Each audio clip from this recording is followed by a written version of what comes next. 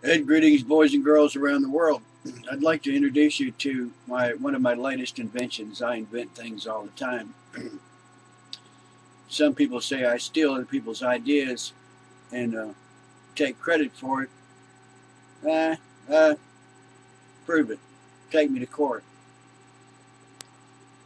My latest invention is called the VTC, variable tick counter, and I invented it to cut down on smoking.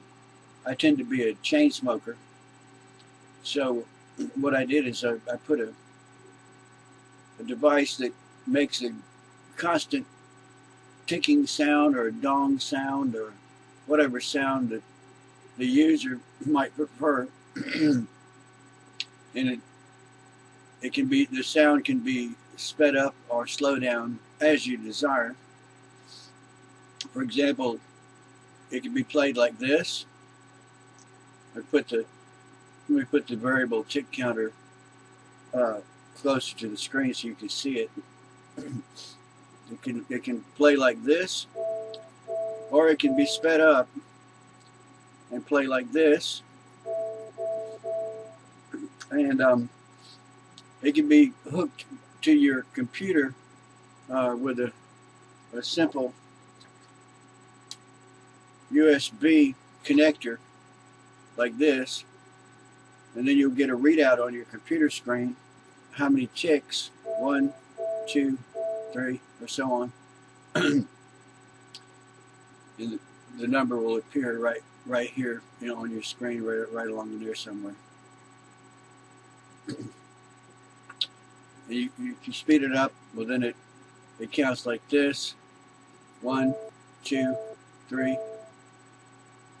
And it's the time my cigarettes, and after it counts 1,000 ticks or beeps or gongs, whichever you prefer, then it sounds a signal to tell you that it's time to light up. It occurred to me that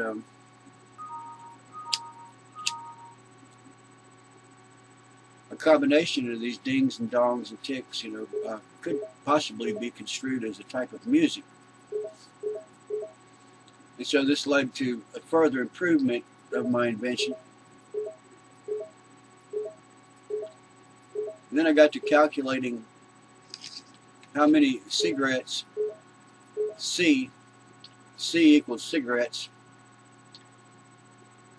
the equivalence between cigarettes and monetary expense, ME, and I arrived at the startling conclusion that C equals ME squared. And I thought, that sounds familiar. C equals ME squared.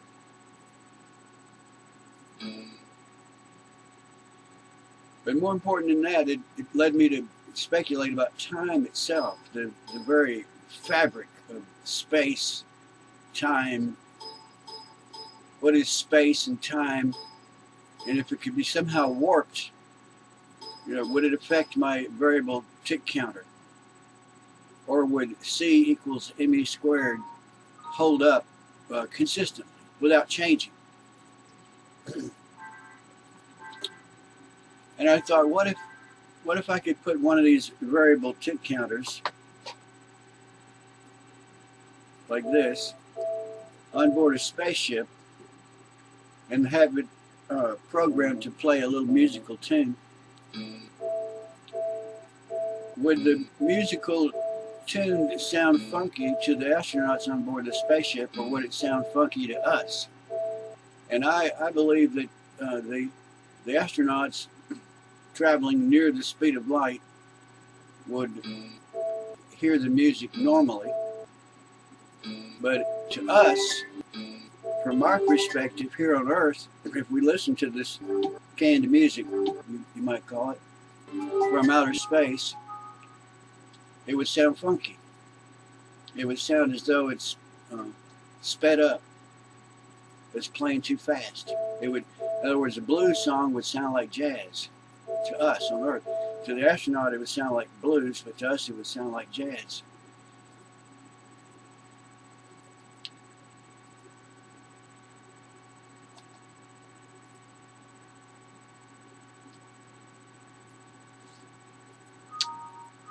But here's the strangest part. The only way we could hear it is if the music was broadcast via radio transmission. If they were half a light year away,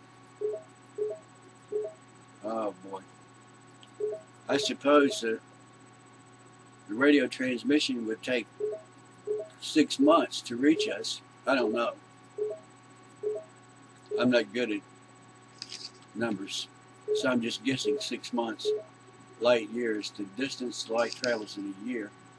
If they were half a light year away, 12 months divided by 2 would be 6 months.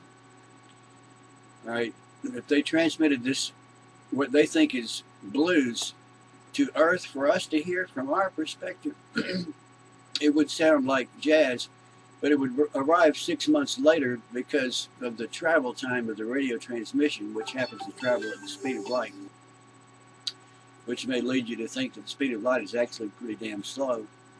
It takes 6 months. So for us to hear it at a certain time, they would have to either transmit it 6 months in advance, or we would have to wait 6 months after the fact to hear it, to hear whether the music sounded like blues or if it was sped up and sounded like jazz.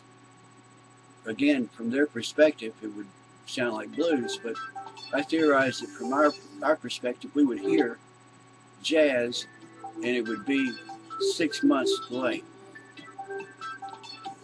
And all of this speculation began when I realized that cigarettes,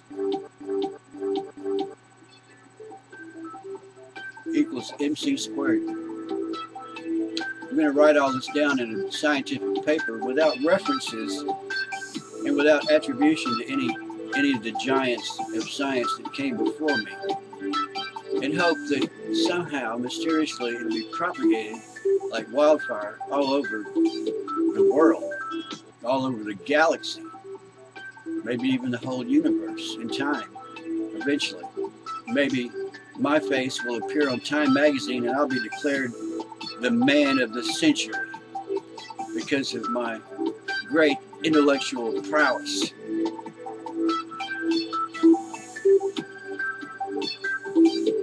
Oh, and I didn't actually, this is actually just a can of tuna, and I didn't actually perform any experiments. It's all just a mental exercise, just stuff I did in my head.